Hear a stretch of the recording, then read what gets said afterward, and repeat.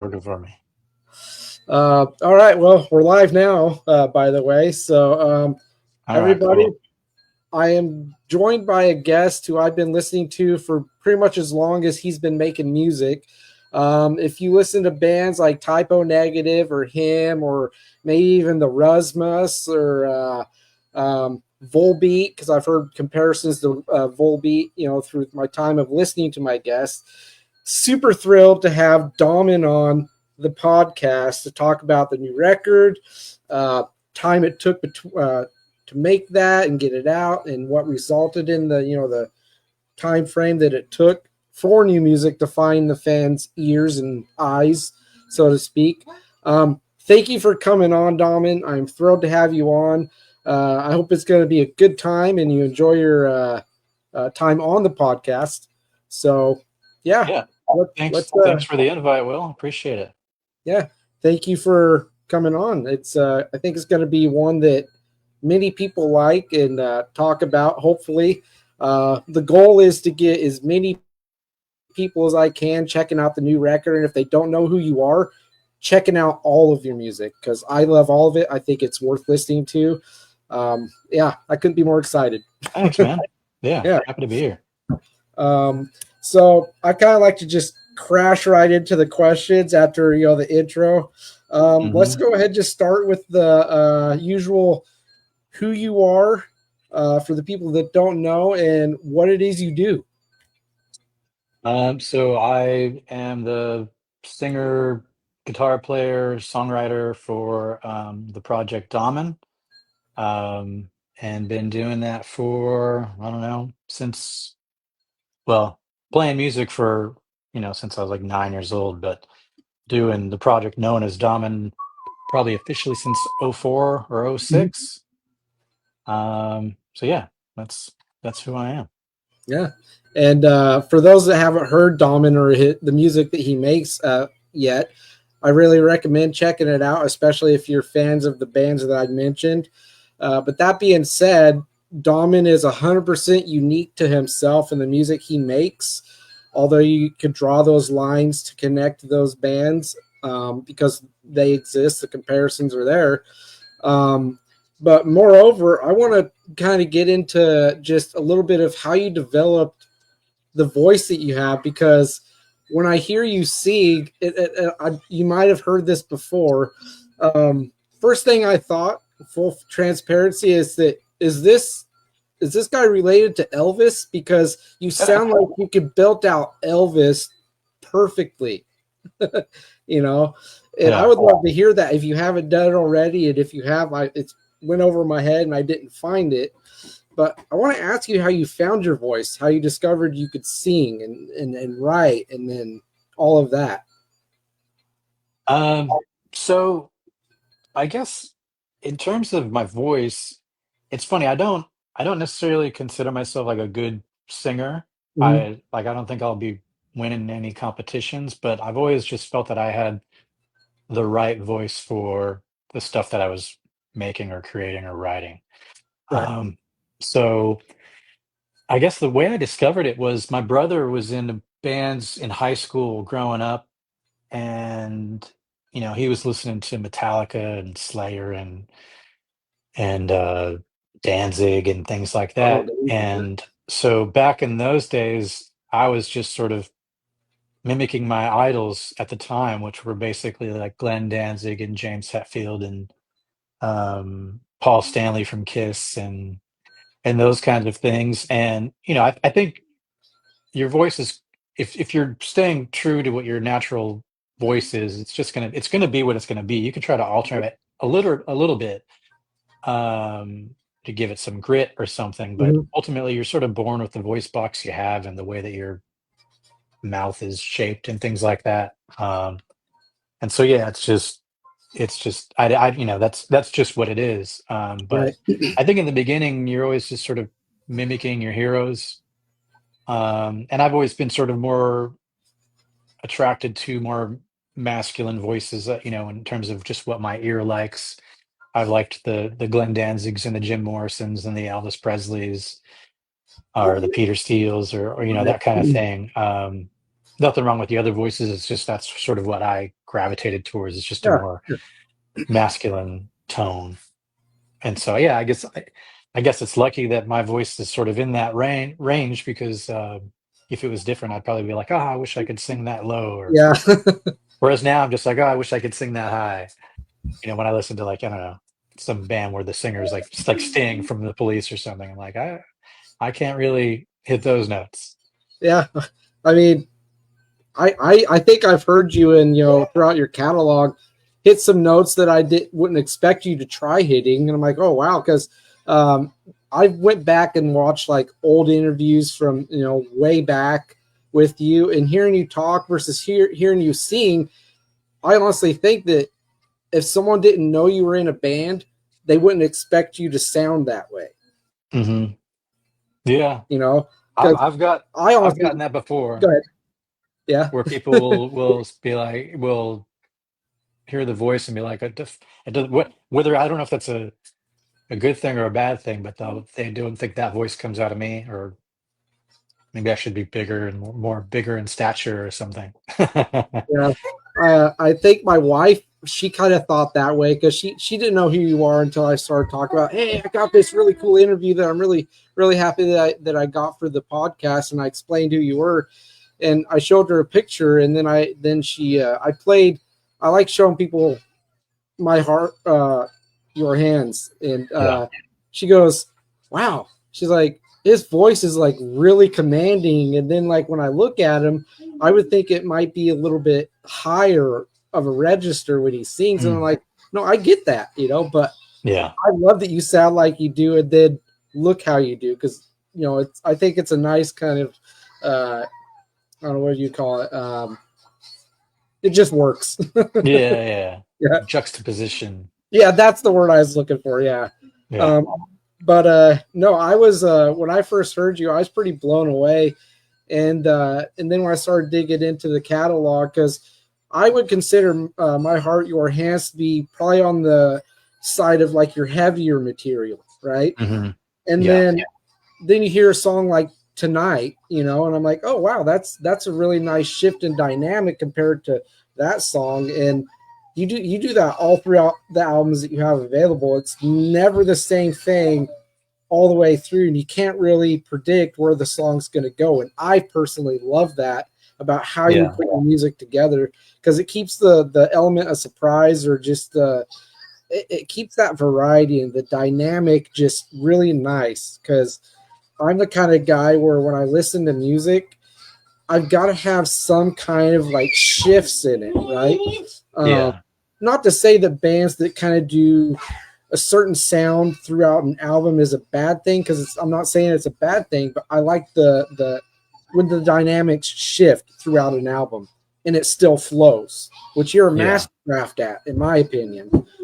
Well, thank you. Yeah. Yeah, There's value in sort of both approaches. You yeah, have, like your ACDCs or something where you know what you're going to get with ACDC almost not only across one album, but over several albums.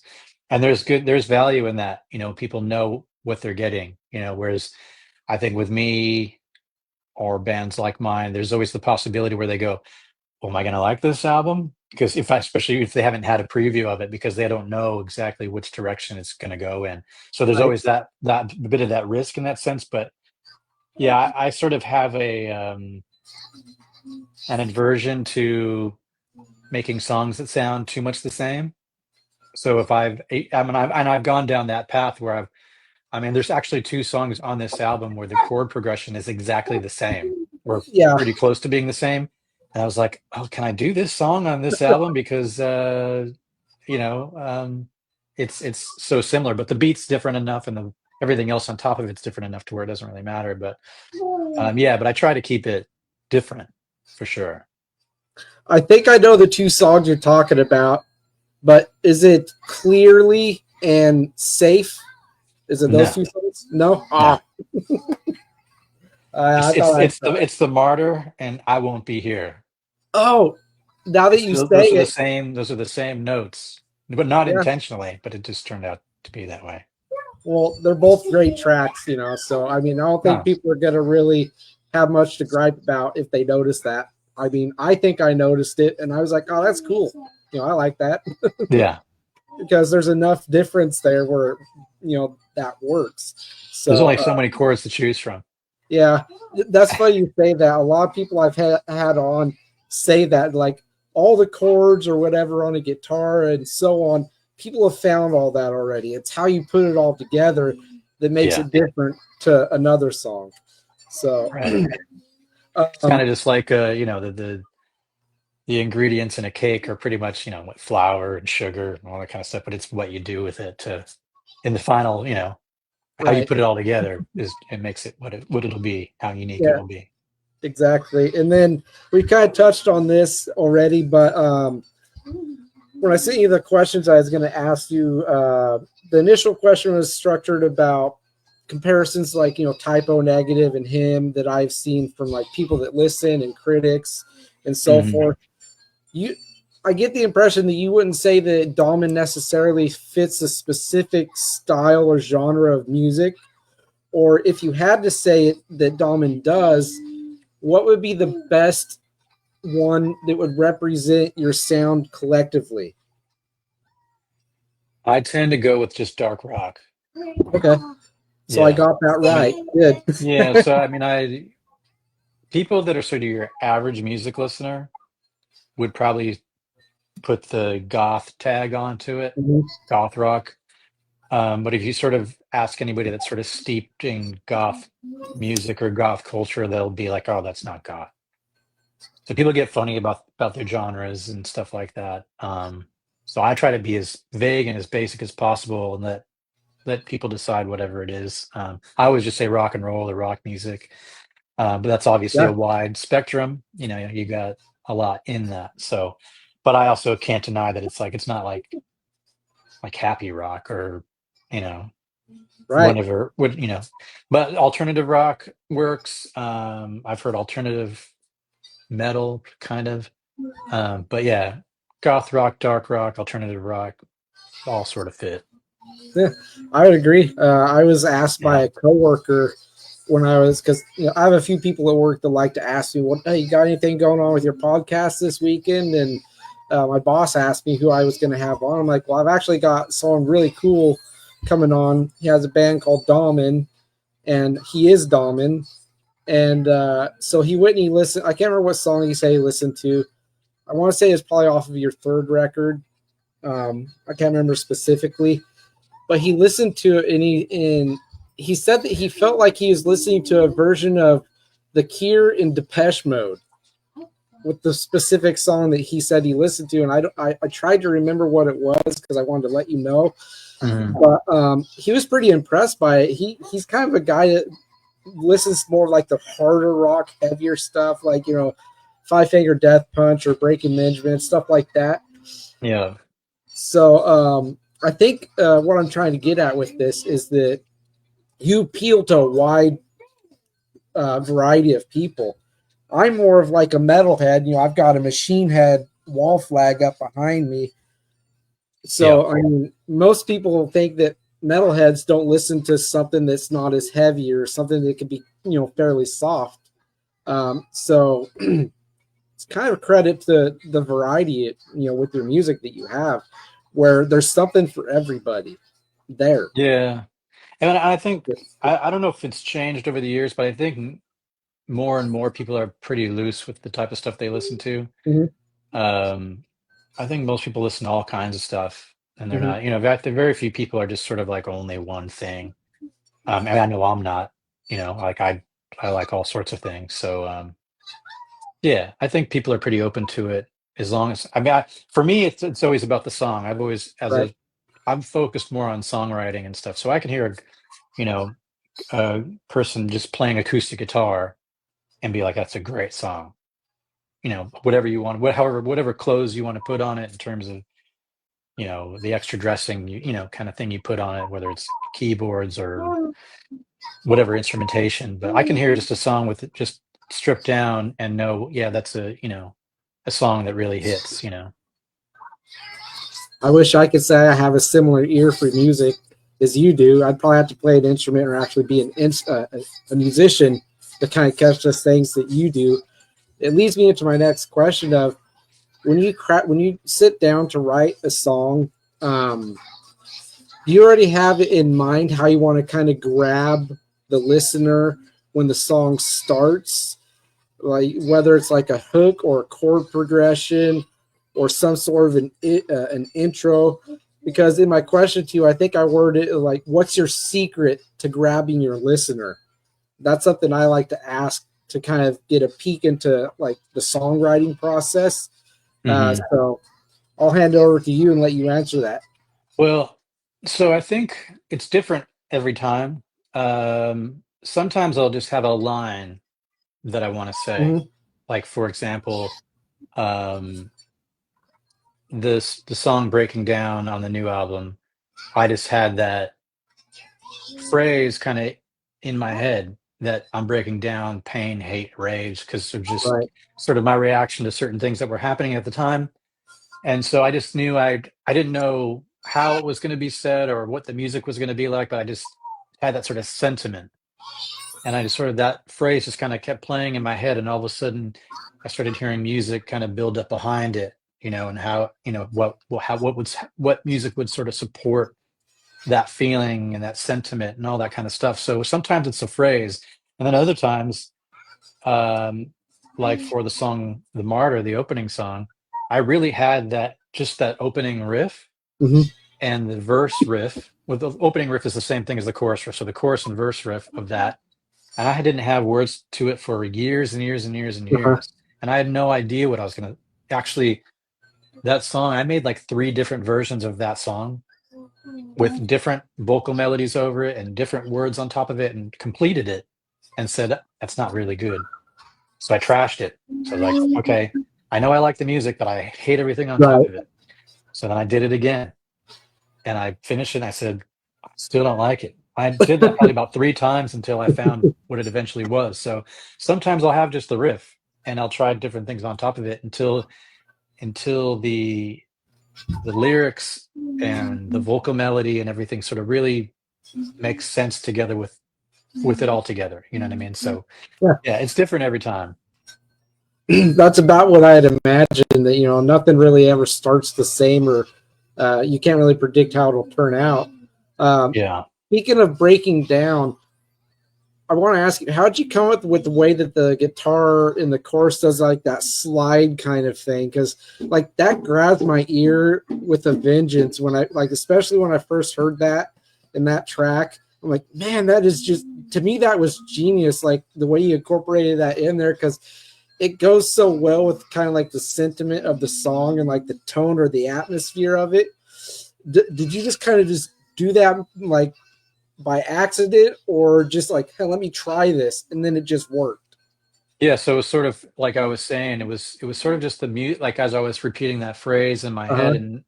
and I was kind of just hearing music kind of build up behind it, sort of just kind of almost like bubble up from the top. Yeah. And so every time I'd say it, I would just sort of sing it.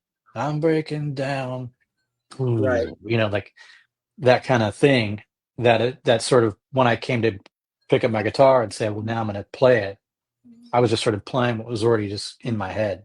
I didn't know, like, I didn't have the scratching in it yet. I didn't have any of that. I just sort of had that sentiment of breaking down and just hearing the notes go down, ooh, down like that Right.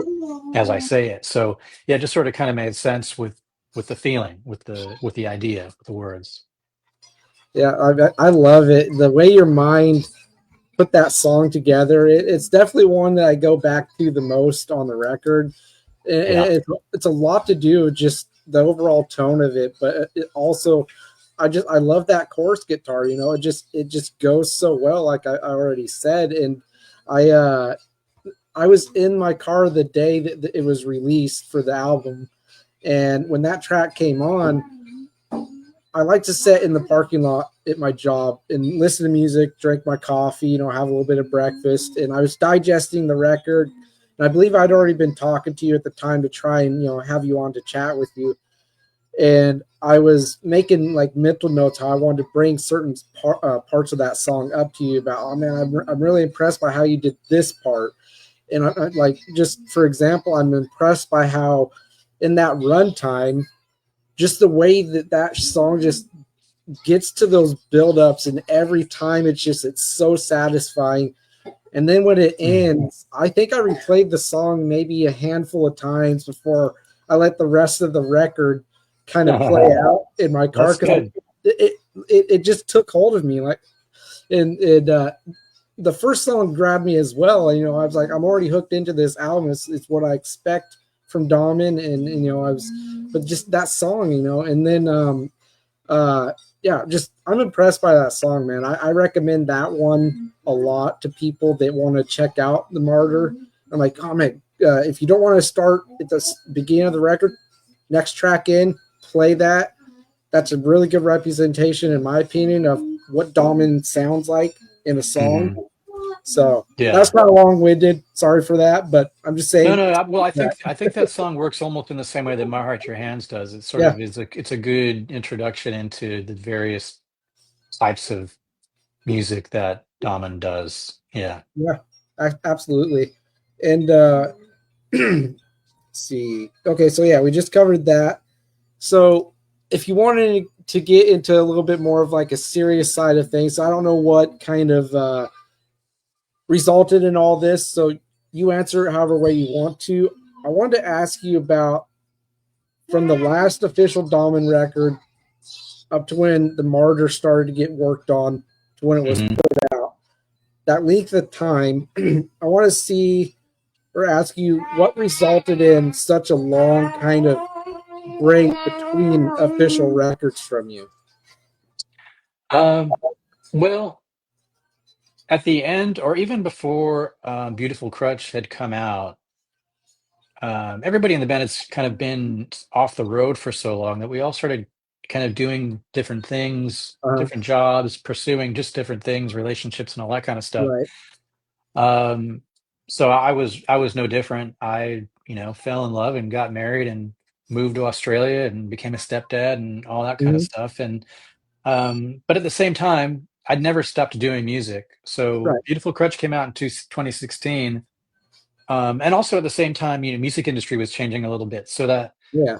um, there started to be this uh, I don't know what you call it, but just like industry knowledge or advice saying, you know, well, don't do albums anymore, just do singles, just start Yeah. doing that. So because you know everyone's trying to appeal to the algorithms, whether it's social media or Spotify, that Right. kind of thing. So I took that on board and said, hey, well, that's what everyone's saying I should do. Let's try it. So in you know only 2 years after Beautiful Crutch came out, I had released a single, like two singles in 2018, two singles in 2019, and another Right. single in 2020. So I was definitely still active in terms of writing and recording and releasing music. And then in 2021, I believe it was 2021 or 2022, I made an album with some Yep. guys that I met in Let's go. Australia. Yeah, the Oztones. Yeah. So, and that's an album that I love and am proud of and stuff. So it wasn't until, so I never really stopped doing Dom and stuff. I just sort of also did some other things at the same time. But when we moved back from Australia to the US in 2021, I sort of was like, okay, well, what should I do now? Should I, you know, do another? Well, I mean, at first I tried to see if I could get the Oztones guys over here to the US and do a tour and stuff, but that proved to be Uh-huh. a bit expensive. Yeah. Um, it's not cheap flying to from Australia and then No way. touring's expensive as it is. But then I just thought, like, well, I've got now that I had the outlet for my kind of more, what do you call it, like blues, rockabilly, country type stuff with the Oztones. In some ways, it really helped me focus dominant on the other stuff. Right. Because for a while, they were going to sort of merge and be part of the same thing. But I felt like, no, that music's good for this over here. So anything that I write like that's like that, I'll put in this project over here in that basket. And in some ways, it sort of freed me up to be like, okay, well, let me take this other darker, heavier stuff and let me put out Right. another Domin record. But that takes a long time to set up. So I think the first year, 21 to 22, I was just trying to figure out what it was I wanted to do. And once I knew, okay, let's do another Domin record, then it was writing it. So I knew I had, 5 or 6 songs that were sort of already circulating out there that I sort of had the direction of, okay, Right. it's got to be an album where these songs can live on it. And then it came down to, okay, well, let me go through all my little voice notes and song ideas and completed songs that haven't found a home yet, and let me finish those. And that probably took about another year to put it all together, to write things and demo things out, and until I was like, okay, I've got, maybe 8 or 9 songs that nobody's ever heard before, that pretty much almost an album length by itself, Oh mixed yeah. with the singles that I put out. And then it was like, okay, well, now I gotta find the right drummer. And so I that took a long time. That took months to do. And then after that, it's like, okay, now I have all the drum tracks. Now I gotta track it all. So playing guitar and singing and keyboards and bass playing and all that A lot stuff. of work. And then it was like, okay, now that I got that done, now I gotta mix it. And all of this stuff is, for me, is self-taught. So every time I mix an album, I get a little bit better, I learn a little bit more. Um, but it's still a long, tedious process of me being like, well, why can't I get this to sound like this? And Yeah. trying to figure that out. So it's a long process. And then after it's all mixed and I get it mastered, and then it's like, okay, it's all done now. How much time should I wait till I like to promote it and set up, and let Mhm. me get artwork done, and let me get t-shirt designs done. And yeah, it all just takes time. That's So that would very be the gap, between 2016 and 2025, essentially, but lots of little things in between that time. well. I mean, I was part of me was expecting that there might have been some, a little more serious stuff in there. So I'm glad that there it sounds like there wasn't just, life and just the process of it all and everything that Yeah. came with that. Yeah, Um, just life and time. yeah, life and times. And not to mention that whole, just kind of traumatic, kind of really tough, dark period that the whole entire globe went through from like 2018 to 2022, roughly. Yeah. That sucked too. So, I mean, yeah, just a lot of different things just snowballing in people's faces. Yeah, So, absolutely. um, and then next order of business, obviously, is going to be diving deep into the overall process of the Martyr. I love geeking out and hearing about like a real in depth, as much as you could recall anyway, of how things went, you know, down in the studio. Obviously, you don't have to cover all 15 songs. You could just select parts of it. And that's perfectly fine with me. However you want to go about doing it. But I just want to hear about just the process itself, like challenges, other people that might have been involved that helped you out through the process, and just proud moments writing the record, maybe moments that made you want to put a fist through a wall or something. I don't know. So yeah, let's Yeah. deep dive Well, into the Martyr. so yeah, I think probably a good place to start is with that opening track, and not to repeat myself, but like, I had that riff and I knew I wanted it to be the opening of the album. Mm-hmm. There was just something about it that was very AC/DC to me. Like, I don't know if you're familiar with like Back in Black, or for Oh those yeah, about to very rock, much. but it's just very, like, the openers are just so cool. And so I had that opening riff and I was like, that sounds to me like a great beginning. But like I said, I created it and then threw it away, and created it and threw it away like 3 times before I had landed on the vocal melody that's there and the lyrics that are there and even the title, The Martyr. Like, I didn't know what I was going to call the album. Um, but so yeah, that was, I had to get really used to kind of putting all that work in, and writing out the lyrics and poetry and rhyme and all that kind of stuff. And why doesn't this line work here, and all this kind of stuff. And then hearing it and going, not good enough, throw it away, because I'm really working on my own timeline.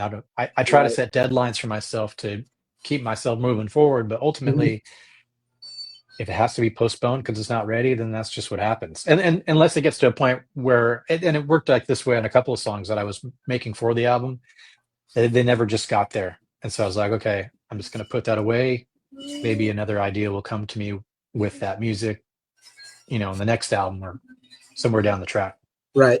But but yeah, so that's some of the, kind of, I don't know if you call it trials and tribulations, but just sort of the grind of just getting a song ready or recorded, you know what I mean? That kind of stuff. Um, Breaking down, that was an idea that I had when I was still living in Australia, and that was during COVID Right. that I created that song. And without making it so that it destroys people's own meanings of the song, but a lot of it had to do with me seeing how things were going on back home in LA while I was in Australia, and basically seeing the destruction of a lot of people and places that I cared about, and just kind of witnessing that, and it driving me a little crazy. Yeah, Um, I can imagine. and then yeah, I'm trying to think the other songs. It's all it's all just so much process. It's all so much just, as the sole songwriter, being really self-critical. And also sometimes you just get used to hearing things and you think like, oh, that's okay, and you Yeah. just have to really sort of. It's interesting sometimes listening to something and then listening to something with someone who hasn't heard it. All of a sudden, you hear it with fresh ears. I did that a few times where I'd listen to something and then I'd listen to it with my wife or something, and it almost was a good tool because all of a sudden I was able to hear it as if I had never heard it before. Right. And that helped me really sort of judge the song in a new way. So yeah, I think just the whole process of being really self-critical and throwing things away when they don't work or if they're not good enough. Was that difficult to do as far as like shelving a song that ultimately wasn't working or just ideas that weren't working? Was it hard to just say no to some of that? Well, at times, sometimes it was really easy because I was just like, Hmm. yeah, this is no good. There's nothing there. It's not there yet. Sometimes it was hard, only because, well, not only because, but partially because I wanted to make sure that there were enough new songs on the album that Dommin fans who are kind of paying attention to everything I'm doing and are aware of the singles, that there was enough new on the album and it wasn't just a Right. rehash of what I had already released. So I wanted to make sure. So anytime I got rid of something, I was like, oh, now I got to come up with a different track to replace it or another song to replace it because I wanted to make sure that at least number wise there was enough new stuff. Um, so yeah, that's the only time it kind of got painful, but I'm more than happy to trash something that's not up to, I Your mean, standard. up to my standard. Yeah, Yeah. Well, I could appreciate that because there's artists that are out there, bands, just across the whole board of genres that get something out just to say they have something out and don't maybe yeah, think about whether they're giving the fans something that'll come across as being like, I don't know, phoned in or forced. You know what I mean? So I could really appreciate the fact that you did that as far as, okay, I'm not happy with that. Let's put that away and let's start again with something else. I think that's yeah, part of why hearing it from you now, that I feel the record is such a strong record because it really sounds just so realized and just complete, and I think that's just credit to just how you went about writing all of it and the people involved that kind of helped you, like you said, hear something with a different set of ears that you maybe yeah, weren't catching in the initial process of it. So that's pretty cool. yeah. It's easy to get what you call like demoitis, Yeah. where that's what they call it, where you hear it one way and then almost any other way sounds wrong, just because you're Right. so familiar with hearing it one way. And so you really have to train yourself to be critical enough to try to hear it with fresh ears or to at least try something different to see if it's better. Because maybe if you write something and it's good enough or okay or pretty good, and you have to be able to ask yourself, can I outdo this? Can I do a better job? And that's, yeah, it's I don't know if it's a skill, but it's a trait that you should develop as a songwriter or somebody recording, because if it can be better, if you can do better, you should do it, definitely. Work on Because it. Yeah. yeah, because once it's done and then it's out there and then you're printing CDs or whatever, it's sort of lives on forever in a way. Yeah, it So gets kind of immortalized. yeah, I And mean, there's a couple of things where um, is it on the song Change? There's a little kind of like, it's not a mess up, but it's a little bass kind of lick that it's not perfect. Right. Um, and at first I was like, oh, I should fix that. But I ended up sort of liking it so much that I just left it, like little things like that. Or there's other things where I go, oh, there's this thing that I need to fix. And I really don't want to go back into it. I don't know if I can grab the same tone. It's going to be so much work to try to fix this. And I thought to myself, if I don't, I'll regret it forever. Uh-huh. So let me just do what I need to do to fix this thing. I can't even remember what that was. Oh, it may have been the way I was saying a certain word on, I think it was the song "Let Me Remind You." Oh And man, that song. sometimes when you're singing certain words, like you just sort of say them funny or just a little weird or whatever it is. And I was like, I, I need to redo that line or that verse.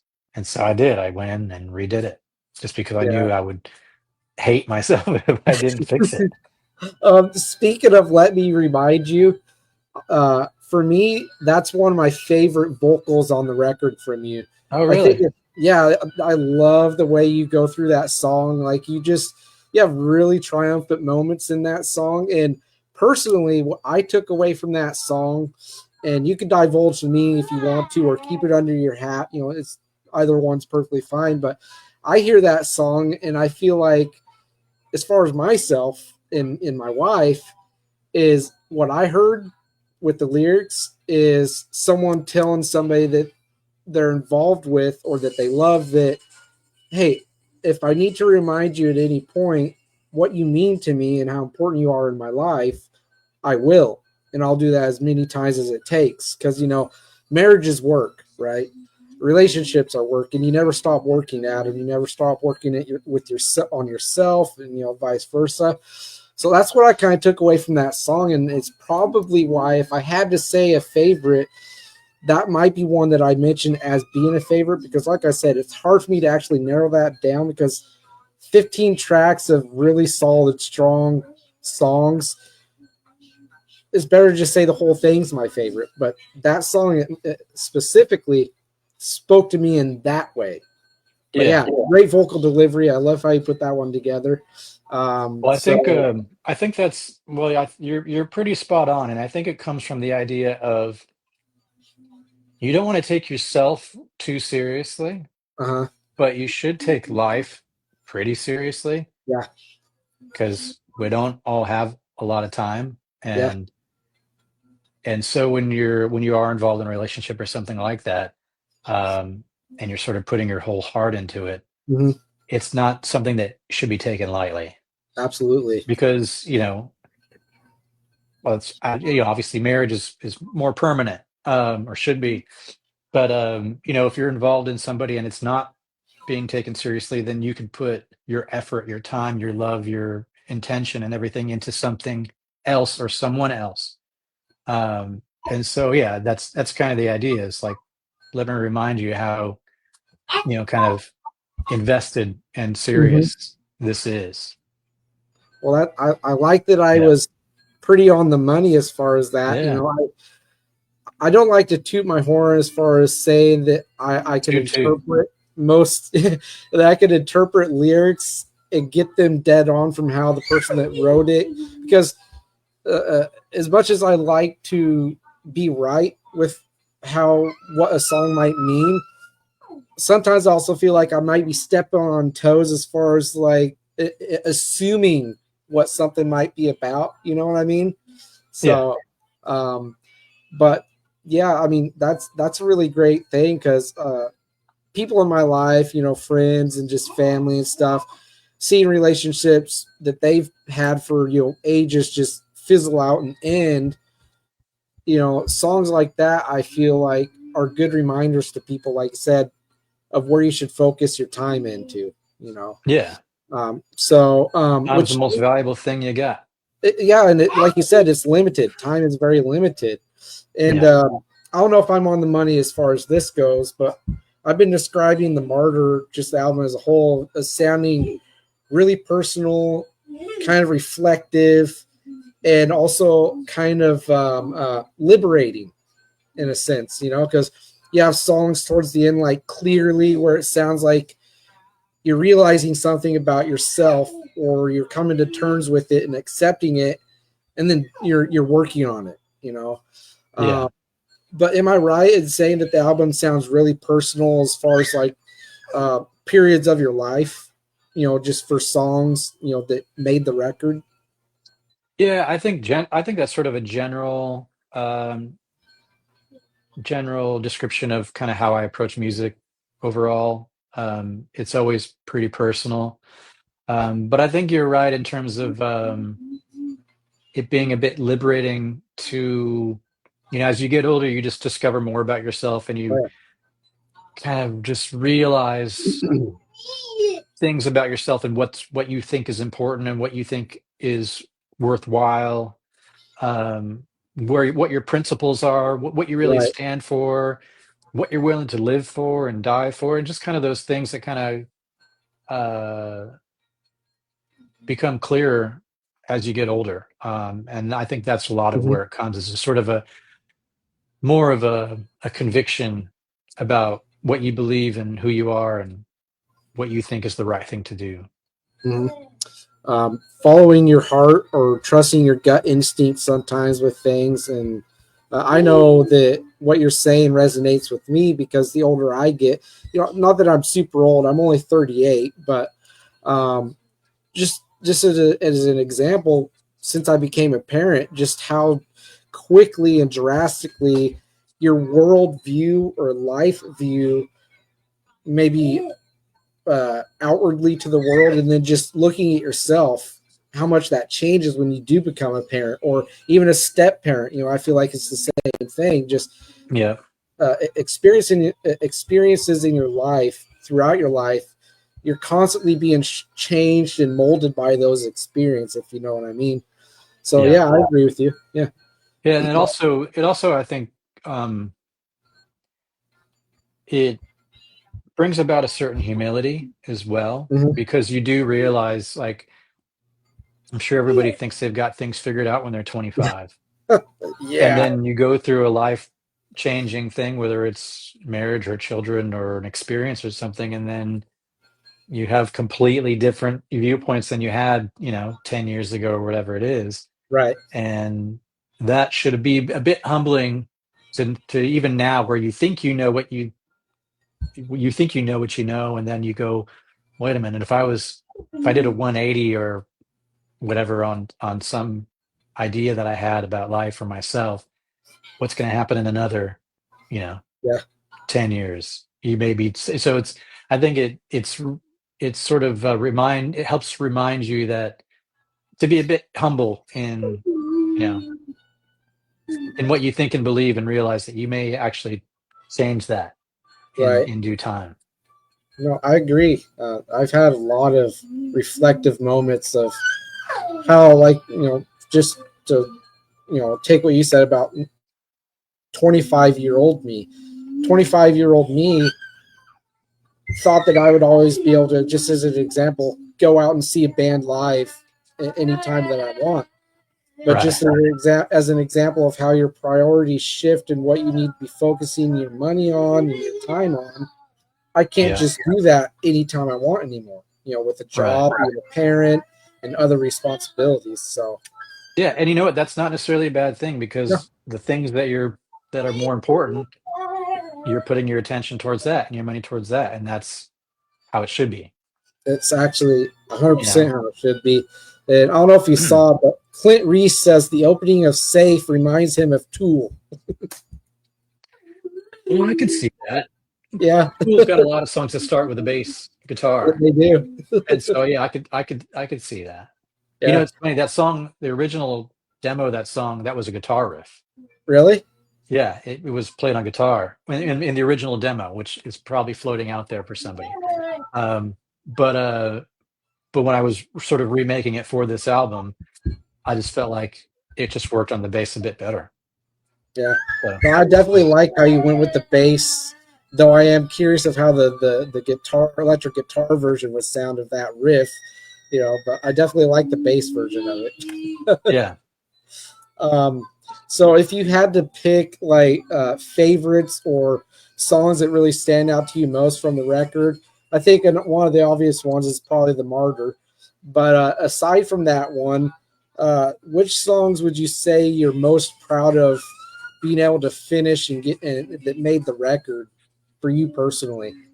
Yeah, the Martyr, breaking down as we Mhm. discussed, I think that was Yeah, a really strong track and one that I feel like I believe it's the if I look at like Spotify stats, it's the one that's the most listened to. really? So Wow. I think it's probably resonates with a lot of people in that way. So I'm really happy with how that came together and how it expresses the feeling in a way that Mhm. obviously resonates with people. Um, One of my other real favorites on there is a song called "I Won't Be Here," It's a great track. and Yes. it's pretty simple, and but I think it's kind of a dark horse on the album because I don't think it's one that people initially gravitate to the most, but I think over time it sort of grows on people, and I really like the whole three-part harmony kind of call and answer in the choruses. That was really fun to make. Um, Yeah. that was one of those songs where I didn't have that sort of the call and answer. I just had the main line, "I won't be here, I won't be nowhere," kind of thing, and I didn't have those backing vocals in it yet. And it was that song where I thought, like, I like it and I like where it's going, but it needs something and I don't know what it needs. And so once I put those backing vocals in, I was like, that's it. Like that's That's the secret sauce. that completed the song. Without those, it's not a bad song, but it's lacking something. And so yeah, I'm really happy with that one. I'm looking forward to playing that one live if I can. It's Yeah. definitely one that I look forward to hearing. You know, if you come to my neck of the woods in Oregon, definitely one of the Oregon. tracks that I want to hear. Yeah. Are you in like Portland or Medford or I'm just about 50 miles from Portland. I'm bad with like north, south, east, or west, but I'm in Albany. I don't know if you're familiar with Albany, Oregon. It's hmm, after Salem. Like if you're okay. going towards like Eugene and stuff, All it's right. where I'm. But yeah, Beautiful part of the country. yeah, I agree. I'm more a fan of the woodsy kind of climates versus like the deserty parts of Oregon. So yeah, Yeah. Beautiful forests and trees and starry yes, skies up there. yes, great country, great all that. And then "Beautiful as a Stranger." I'm pretty sure that's the first song like you put out as far as like an official single for the record before the release, correct? Yeah. And I assume that you picked that song because it's a really good representation of the album as a whole. Well, there are a few reasons. One, it was the first single that I had released previously, and there was already Right. there was already elements of the music video that I wanted to use from the original video. Um, so it was sort of already put together, and it's sort of the most should I say upbeat Uh-huh. song that I thought was, yeah, just a good representation of the album's vibe. And like I said, when I was trying to decide what the album would be, and I had those songs out there, it sort of helped steer the album. Um, and so yeah, that it just made a lot of sense to put that out first. Yeah, and props to the woman that did the dancing in the video. That was pretty captivating when I first seen it. I'm like, I can't take my eyes off of how she's putting this all together throughout the song. Yeah, it was almost like when she first did that, I almost regretted putting any shots of myself in it Yeah, because she did a whole routine perfectly timed to the song. Uh, and so part of it was just like, oh, I should just have her in it the whole time. So I thought about releasing a different version of the video where you just see her full maybe you routine should. without Yeah, being cut away, from different different scenes of the performance. So yeah, I'd like to do that because I thought she did a good job putting it all together, and I love how she's wearing that red dress that's nearly the same red as the rose skull, so she's like a mhm, personification of something that's beautiful and dangerous. yeah. Um, yeah, And then are you able to say her name just yeah, so her name people is know? Victoria. Yeah. Okay, Yeah, Yeah, there's yeah. I think there's a link at the end of the video, or a website or something, because she's a dance instructor, and she used to be based out Oh, of Southern California, and now she's in Texas. yeah. Well, bravo to you, Victoria. I thought you were brilliant in that video. So well done. Yeah. And then overall, I really want to ask you about what some of the reception for the Martyr's been so far since it's been out, like critics to fans. I saw you posted up a little bit of a review a couple of days ago that someone had wrote up, glowing review for it. Overall, what's the general consensus for the record? Generally, it's been really well received. I mean, I can't really tell you any. I'm trying to think, have I gotten any negativity about it? I really haven't, which is That's good. great because part Yeah. of part of my goal has always been to. So a lot of times when people first hear a band, it's always their first exposure that becomes their favorite, and Right. so I wanted to try to do something that I thought could be better than Love Is Gone, better, like, could outdo the first album.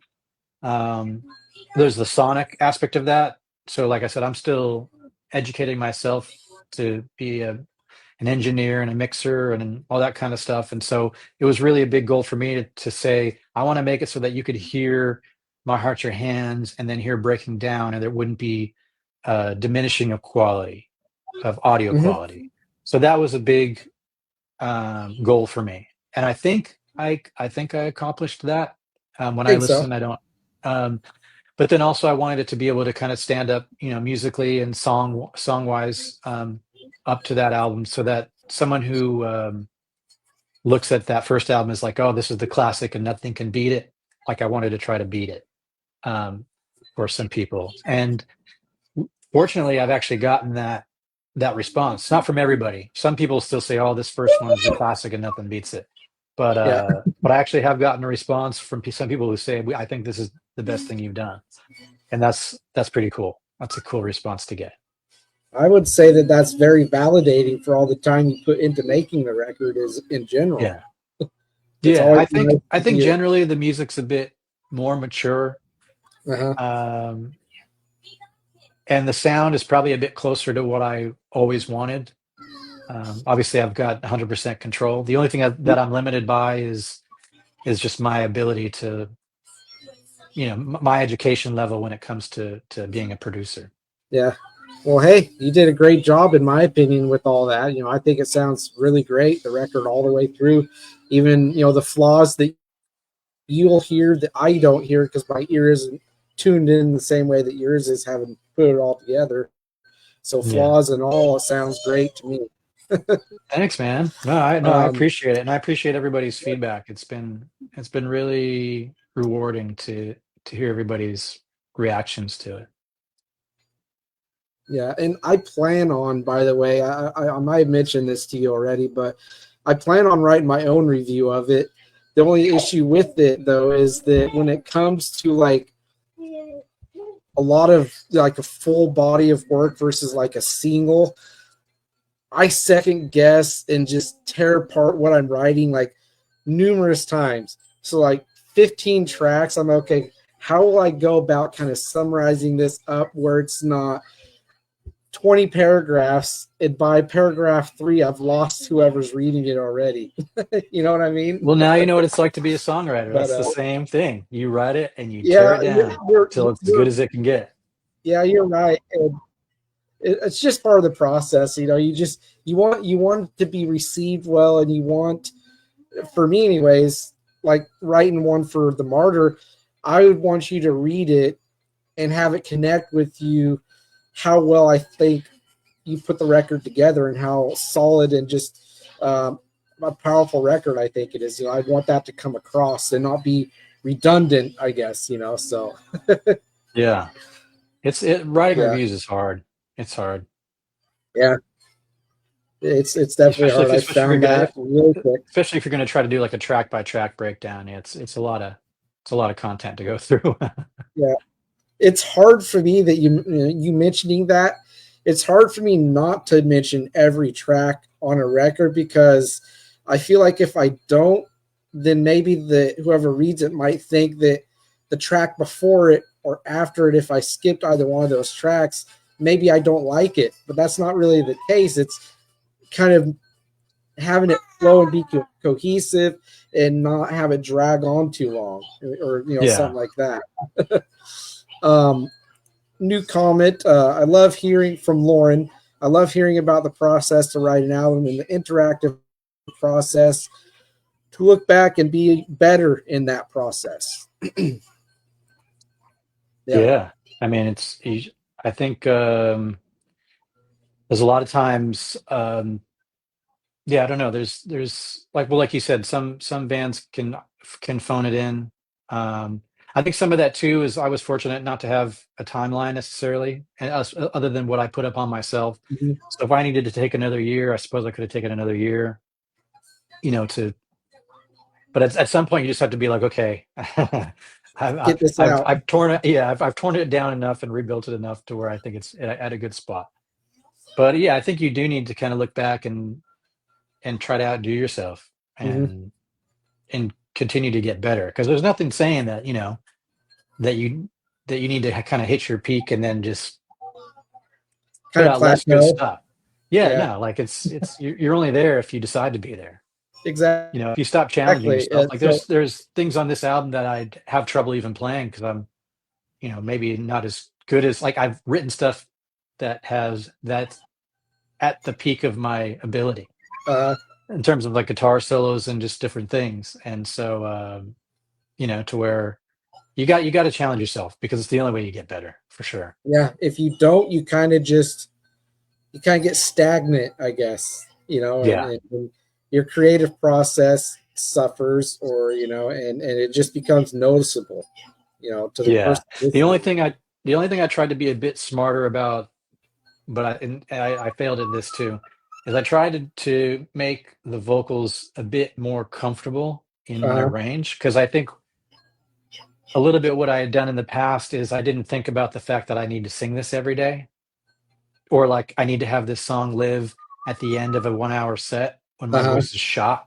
Yeah. So I did have that in mind, but even then I did some things on this album that are pretty well out of my comfortable range, and I do think about like, "Oh, why did I do that?" But, ultimately, when you're making an album or, recording a song, you don't wanna limit yourself to what you can accomplish at the end of an hour set. You would just want to make it Hmm. as good as you can make it, so And sometimes you surprise yourself too. I mean, yeah, that's for sure. so speaking of shows, that brings me to my next bit of this. Uh, what is in the pipeline that you could talk about as far as like shows and potential tours? I'm working on it, actively working on it. Um, yeah, it's because it's just me, right now in terms of, getting I can only sort of do so much one at a time. So like while I'd like to have had everything just set and ready to go and Uh, tour the moment the album comes out, like it's just not it wasn't as feasible for me to do that. So I just did what I could as I could. And now that the album is out, and people are getting a chance to hear it and it's floating around, now my focus is off of recording and mixing and writing and all that. And it's now almost solely focused on um, getting the live situation put together and um, looking for opportunities to get out there. So hopefully I'll have some good news shortly. I hope so. I'm bucket list is definitely seeing a Dommin show. I need to hear certain songs live in a live setting. My heart, your hands is like right up there. Because first song I ever heard, like you said, it's gonna be the baby for me. Yeah. So I'd imagine that'd be a really good opener. Hmm. So. Oh, another comment popped up from Lauren now that I look over there. That is awesome to hear that some live shows are still in your horizon. very grateful that you've also made it a priority to put out new writing and recording. Yeah. Yeah, so that's the other thing too. So there's a lot of songs that I want to get to, songs I want to finish, songs that are completely done but just weren't right for this album. Hmm. So I'm definitely looking. Like, it's funny because almost immediately when the album was done, my wife jokes with me and she's like I know you want to get to your next album, but you know, Take a little maybe time. maybe take some time and promote and work on the one that Yeah. you just put out and play some shows. I'm like, yeah, you're right. Because my favorite part of the whole process is the writing of the song and the recording of the song. Hmm. Um, I like playing live, but in terms of my favorite part. But yeah, that more music to come for sure. More music, more albums, all that stuff's in the pipeline as well. But for now, I'll focus on just getting the live thing all worked out, getting Yeah. some shows planned. Yeah. I look forward to all that more new music in the future. But for me, live for sure. That's probably the top for me now that the album's out. Now I've got to hear some of those songs in a live setting and hit, check that out on the box of, for the bucket list. Um, Yeah, so that's the tough thing too, is now that yeah, there's 4 albums worth of material, I got to figure out. the set list. Yeah, and when you're doing like an opening slot, like Dommin was mostly a support band for the most part, Right. and that was basically about 6 songs. If you think about 5 minutes a song roughly, and you got 30 minutes, it's about 6 songs. So you got to figure out like, okay, over 4 albums, which 6 songs are going to make the cut. And also, how if you could get overseas, because Jamie says, love to see you back in the UK one day. Working on that as Yeah. well. Yeah, because we So, we we liked our time in the UK. We liked our time in the Netherlands and Germany and those places. So I have high hopes, and I hope we can make it all happen.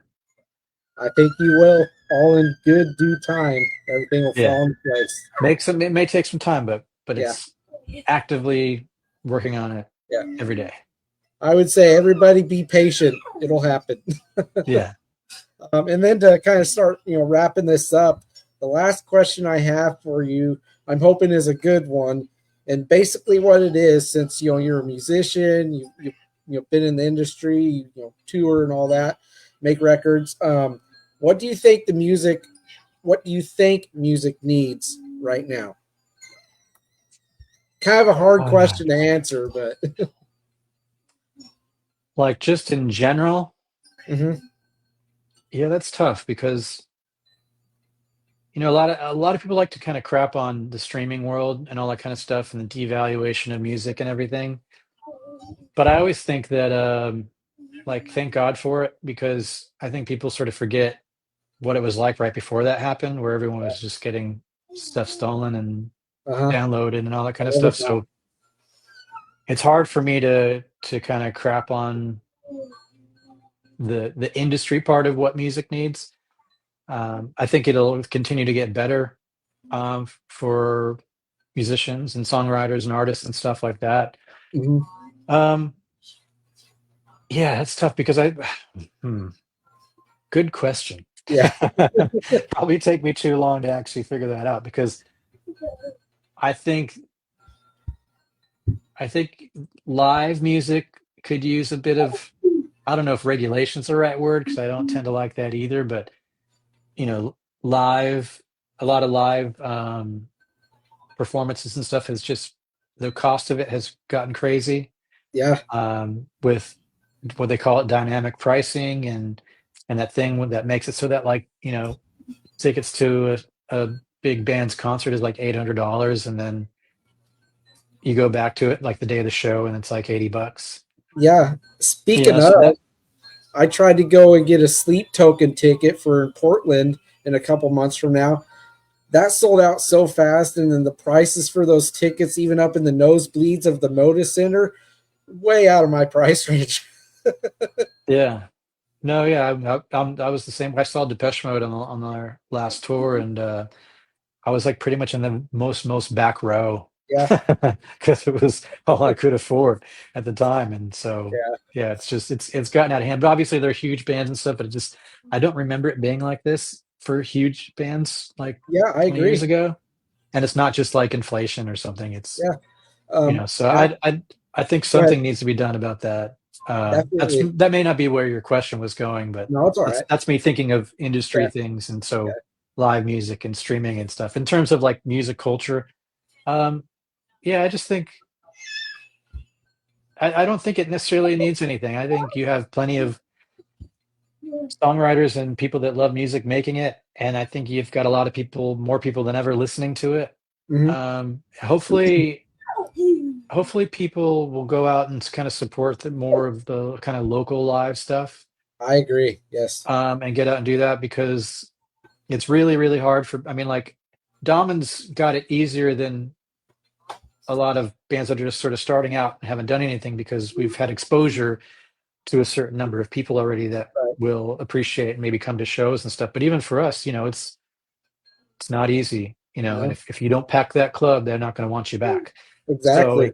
it's a tough world out there, and I think just kind of more support from the locals to kind of go out and watch live local music. I think is important. It'll help bands get from just starting out to the next level. I But 100% agree. it's all though it's all money and time and Yeah. not easy to part with. It's not, but but I definitely agree with you. As for the local scenes, like in wherever you're based in, support your local scene, those local bands, because they're out there putting in a lot of work, a lot of time, energy, and money in what they do. A lot of these local bands fund their own merch to make their merch. To get booked at clubs and things like that, they fork out their own money for that. They Yeah, go out and do the whole street thing where they go out and sell tickets on the street and stuff like that. Still, it's a lot of components in that people probably don't think about all the time. And yeah. Clint has a question for you. He goes, with the album released now and personal promotion, is Sirius XM or other radio play a possibility? That's a great question. I was just having this conversation yesterday, Hmm. actually. Um, yes, it's a possibility. So, in the radio world, from my understanding, a lot of them use certain software Right. to kind of that they pull from to do their playlists and rotations and all that kind of stuff. Um, and that kind of stuff costs money. So certain radio promotions, you know, at the very least can cost at the low end can cost about $1,000, and that's not even someone like actually doing the promotion where they're following up and calling places and trying to what they call work the single. Hmm. Um, that can be tens of thousands of dollars. Oh, Um, so I mean, obviously I don't have the funds to put towards something like that, but I could probably at least yeah. do sort of one-offs where I send DJ this guy's a CD or an email and send this person that. So it's a possibility, and it would be good. Um, it's really hard though. I mean, obviously because there's hundreds, if not thousands, of bands all wanting the same thing, and there's Mhm. only so much airtime. And typically that gets rotated between Yeah. 40 songs to 100 songs or something every couple of hours. So to try to get that real estate, whether it's Sirius or your local radio station, it's tough. But I'm my fans are the promotional team of the band, of the music. So if they want to, send their local DJ an MP3 and say, please play this, like Yeah. I'd be very appreciative of that. There you go, everybody. We got work to do. Yeah, exactly. I can't pay you anything, but hey, Yeah. um, but yeah, so that is a possibility. I'm based out of Nashville now, and I've even sent "Beautiful as a Stranger" to the one of the stations here, and I've sent something to somebody at Sirius. But yeah, so I was actually going to put up a poll for fans to just ask them, like, what do they think is the strongest song for radio? Because, like Breaking Down is probably a favorite of a lot of people, but I don't know if that's the best radio song. Yeah, Radio is kind of a whole different beast with the type of it music that is. they Yeah. play, and they'd probably want something like "Beautiful as a Stranger" or "Strings" or Or even those. I think Rule to Break would probably be a good one for radio. Right. Yeah. Yeah. So yeah, it's a whole different beast. But I was gonna kind of put out a poll on social media to see what people thought would be the strongest radio songs, and then going off of that, maybe putting some time into trying to see if I can get Yeah. some love at radio, whether it's terrestrial radio or satellite radio. Well, I hope that'll be something that actually happens because it does help a lot in the long run. Oh yeah, I mean Yeah. it's super helpful because you never know how many thousands of people are listening at any one time, Yeah. and it's great And then, exposure. and then the last question I have for you is from Lauren is what are the chances of I can't talk right now, man. What are the chances Or of coffee. issuing some more vinyl crowdfund project? Um, so I was actually looking at the vinyl options for the new album. Vinyl's a very interesting product because the way, I mean, it's just physically the way that it is set up on a vinyl album. Usually, you can't have more than about 20 minutes per side. Yeah. If it's more than 20 minutes, the fidelity starts to lessen because I guess it gets to get thinner, or I don't know exactly how it works, but essentially the sound quality starts to be Kind of drawing compromised file. with a longer thing. And with the runtime of this album is an hour and 3 minutes, I think. Yeah. So you're talking about having to have a double album. And so that's just a lot more expensive, a lot more expensive. Like I think I got a quote for like 100 vinyl records, and I think it was somewhere around 6 or 7 grand. Wow. That's not cheap. No, Yeah. so I mean, and that's so you'd have to basically get at least 100 people guaranteed to buy it Mhm. at whatever the price point would be to make it worth getting. So it's a bit tough. I still have vinyl from Beautiful Crutch. I don't have many of those left. Um, I don't have the rights to Love Is Gone, so I can't issue vinyl for Okay. that. That's something that Roadrunner Records would have Right. to approve of and do. But for the new album, I would like to do it at some point. I would actually like to do a double album vinyl release of that. It's just going to take, I think, a bit of time and a bit more promotion to get a few Mhm. more people interested in doing it to where like crowdfunding would be the way to do it because then at least I would have sort of a guaranteed baseline to say, okay, at least it's worth it to where I may not make any money, but at least I'll break even kind of thing. Yeah. I Um, mean, if at the very least, that option, yeah. Yeah, yeah. So I have looked into it because I would like to do it because I think this album would be awesome on vinyl. I mean, I just having agree. the lion really big on an album artwork, Yeah. I think is cool. But yeah, so Yeah. hopefully down the road, it's something we can do. Well, sounds like it's a possibility. So Yep. I think you might get your wish, Lauren. Just might take some time. Yeah. Always time, Yeah. patience. But well, man, I think we've reached the end of it. Out of questions now. Unless anybody else wants to pop one last minute question in there for you to answer, you feel free. But if I don't see it, I'm just going to go ahead and say that it's been a pleasure meeting you, so to speak, and then being able to talk to you about your new album and just kind of get to know you a little bit and learn some history of the band that maybe I didn't know about and viewers didn't know about already. Just that look behind the door, for how you write your music. It's been really great learning all of that, hearing from you personally about all the songs and how the reception's been for the album.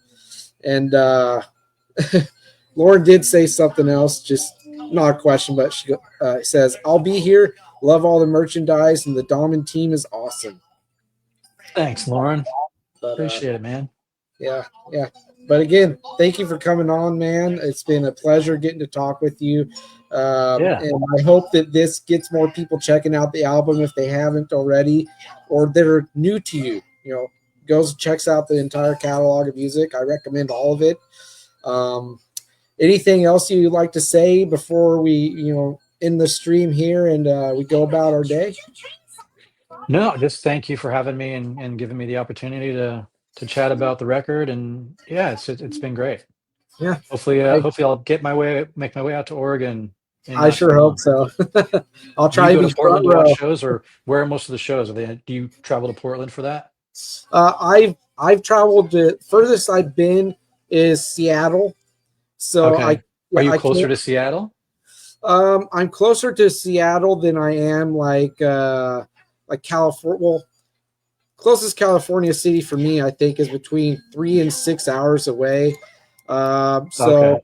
I mean, the best bet would probably be Portland and then parts of Washington for me, if I'm being honest. All right.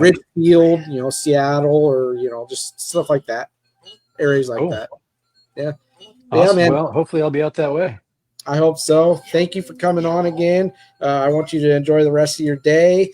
I'm going to work on that review for the record and get that sent to you and posted up. And yeah, just thank you, man. Thank you, thank you, thank you. Yeah. Thanks a lot, man. Have a good one. You too, man. Thank All right. See ya.